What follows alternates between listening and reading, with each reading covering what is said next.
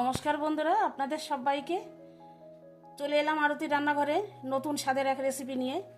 আমি আজকে বানাবো চিকেন মুচা। চিকেন দিয়ে মুচা আমি কিভাবে বানাই তার সঙ্গে সাথে থাকুন। আমি মুচাটা আমি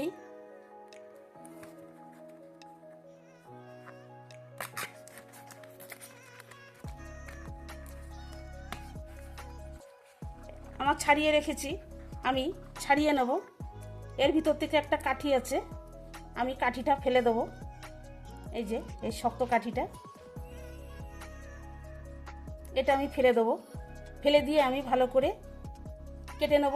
তার সঙ্গে সাথে থাকুন। মুচা দুটো আমি কেটে নিলাম।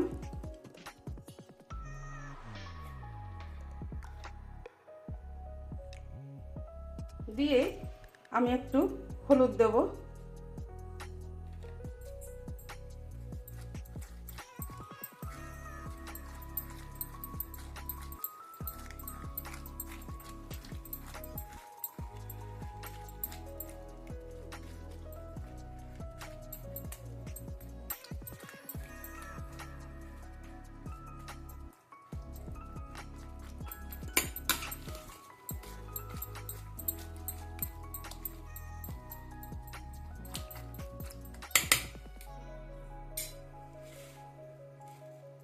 এইবারে আমি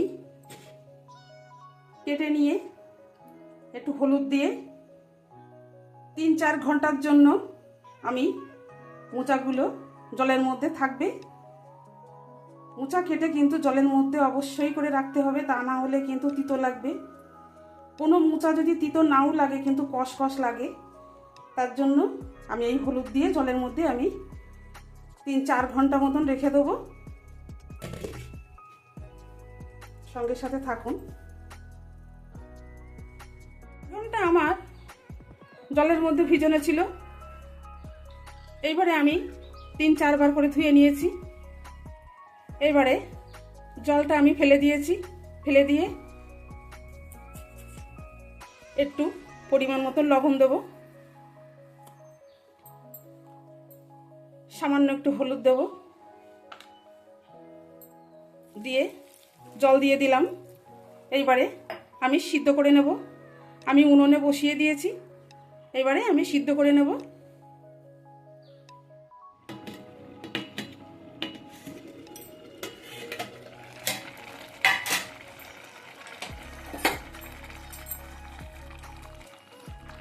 মোচাটা আমার খুব ভালোভাবে সিদ্ধ হয়ে গেছে। এই যে খুব সুন্দরভাবে সিদ্ধ করে নিলাম।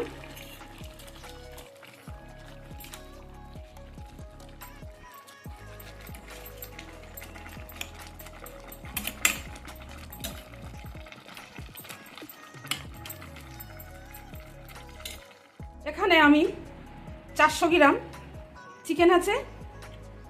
যেহেতু আমার দুটো মোচা, তাই আমি 400 গ্রাম চিকেন দেব। এখানে চিকেন আমি ছোট ছোট করে কেটে নিয়েছি, কেটে ভালো করে আমি ধুয়ে নিয়েছি। এবারে আমি জলটা ভালো করে নিংড়িয়ে নেব, তা না হলে যখন আমি চিকেনটা ভাজবো তখন জল গলে যাবে, কড়াইতে ভাজতে লেট হয়ে যাবে। তাই ভালো করে আমি চিপে চিপে নেব।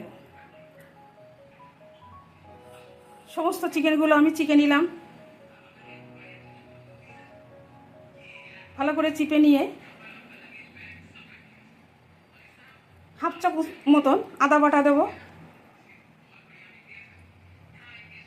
হাফ চামচ রসুন বাটা দেবো,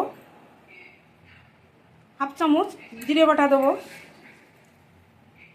হাফ চামচ পেঁয়াজ বাটা দেবো, দেবো একটু হলুদ, দেবো একটু পরিমাণ মতন লবণ, দেবো একটু সামান্য গরম মশলার গুঁড়ো।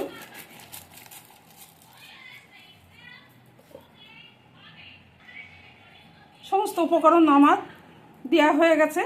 এবারে আমি এটাকে সমস্ত মশলা মাখিয়ে নেব। আমি হাত দিয়ে মাখিয়ে নেব, চামচ দিয়ে মাখা যাচ্ছে না।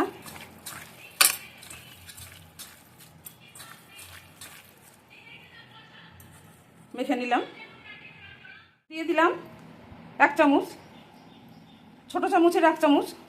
ঝালটা আপনারা যে যেরকম খাবেন সেরকমই দেবেন। একটু শুকনো লঙ্কার গুঁড়ো দিয়ে দিলাম। উনুনে আমি কড়াইটা বসিয়ে দিলাম, দিয়ে একটু সর্ষে তেল দিয়েছি। তেলটা আমার ভালো গরম হয়ে গেছে। এইবারে আমি মশলা মাখানো চিকেনগুলো দিয়ে দেবো।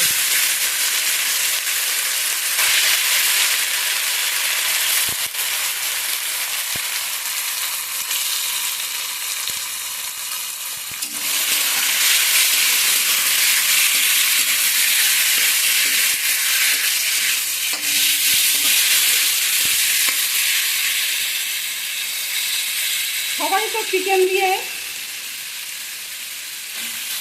খাই না বা জানেও না, অনেকে চিংড়ি মাছ দিয়ে খাই। তার বদলে আমি চিকেন দিয়ে রান্না করলাম। খেয়ে দেখবেন কেমন লাগে, কমেন্ট করে জানাবেন। একটা লাইক দেবেন, শেয়ার করবেন, কমেন্ট করবেন, আমার চ্যানেলটাকে সাবস্ক্রাইব করবেন, আমার পাশে থাকবেন।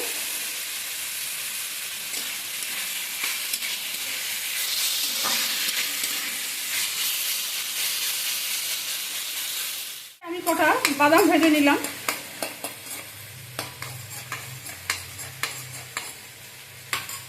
কটা আলু ভেজে নেব।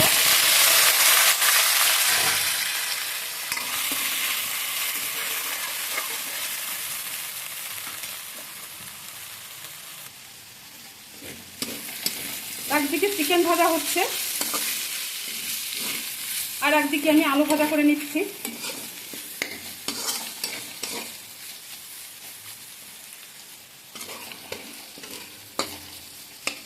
চিকেনটা প্রায় আমার ভাজা হয়ে গেছে।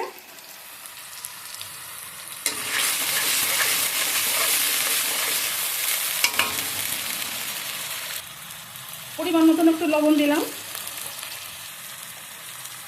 সামান্য একটু হলুদ দিলাম,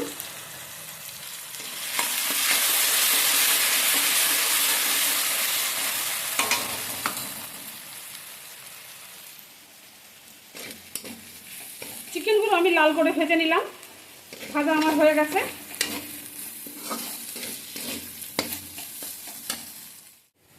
মোচাটা আমি ভালো করে জলটা নিংড়িয়ে নিলাম। এবারে আমি হাত দিয়ে চটকিয়ে নেব মোচাটা।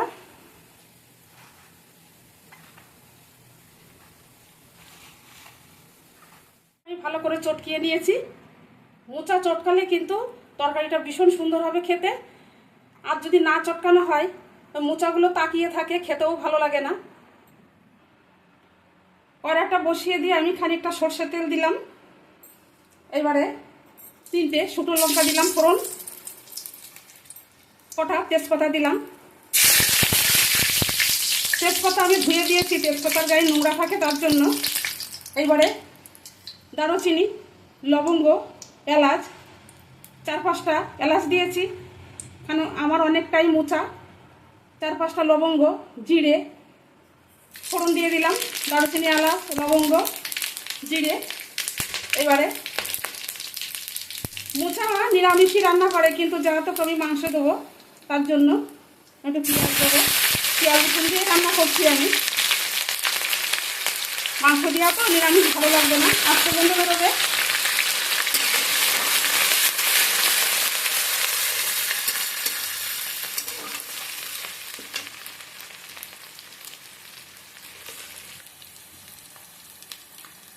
আমি আদা বাটা দেবো 1 চামচ।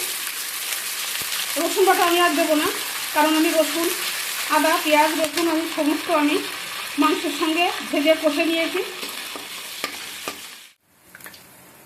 1.5 চামচ মতন ধনিয়ার গুঁড়ো, 1.5 চামচ জিরের গুঁড়ো, 1 চামচ লঙ্কার গুঁড়ো। ঝালটা আপনারা নিজের মনের মতন করে দেবেন। এবারে আমি দিয়ে দেবো, দিয়ে একটু জল দেবো। জল দিয়ে আমি মশলাটা খুব সুন্দরভাবে কষে নেব।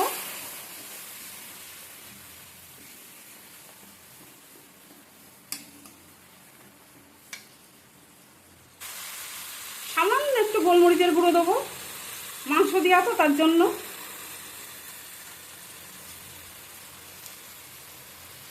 ভালো সেন্ট আসার জন্য। একটু হলুদ দেবো পরিমাণ মতন। কারণ আমার মোচাতেও দেওয়া রয়েছে, আবার আলু ভাজাতেও দেওয়া রয়েছে। আমি একটু অল্প করে দিলাম, লবণ দিলাম। লবণটাও বুঝে শুনে দিতে হবে, কারণ আমার আলু ভাজাতেও দেওয়া রয়েছে, মোচাতেও দেওয়া রয়েছে। দেব সামান্য একটু গরম মশলার গুঁড়ো,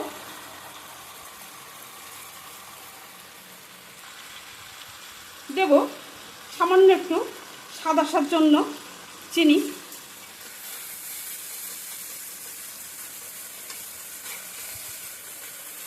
মশলাটা আমার সুন্দরভাবে কষা হয়ে গেছে। এবারে ভাজা চিকেনটা আমি দিয়ে দেবো।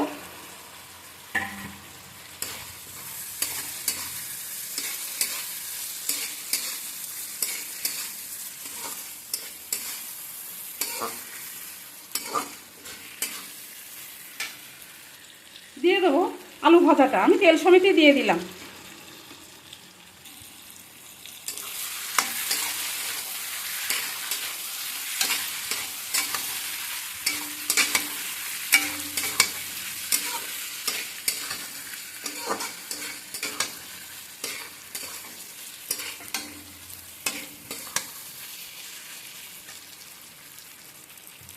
এইবারে আমি মোচা দিয়ে দেবো।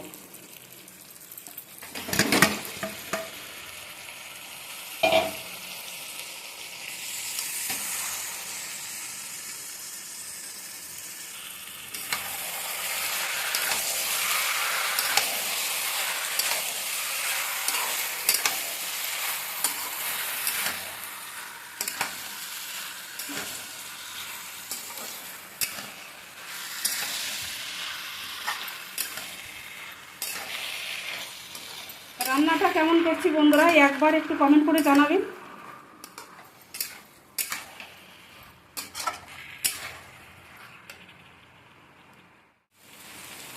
এবারে ভেজে রাখা বাদামগুলো আমি খোসা ছাড়িয়ে নিয়েছি, দিয়ে দিলাম।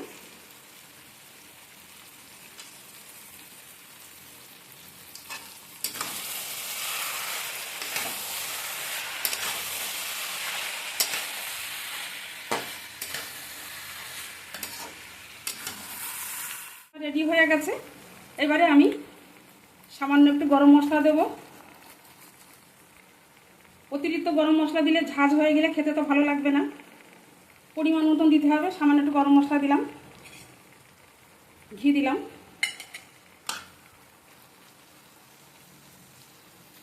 ঘি আমার ফ্রিজে ছিল, তার জন্য দলা দলা হয়ে গেছে।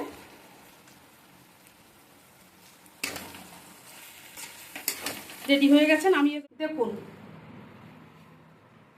কেমন হয়েছে, দেখুন ভীষণ সুস্বাদু হবে খেতে। এইভাবে খাবেন রান্না করে, কমেন্ট করে জানাবেন। আসছি অন্য কোনো রেসিপি নিয়ে, দেখতে থাকুন, সঙ্গে থাকুন, আমার চ্যানেলটাকে সাবস্ক্রাইব করে দিয়ে।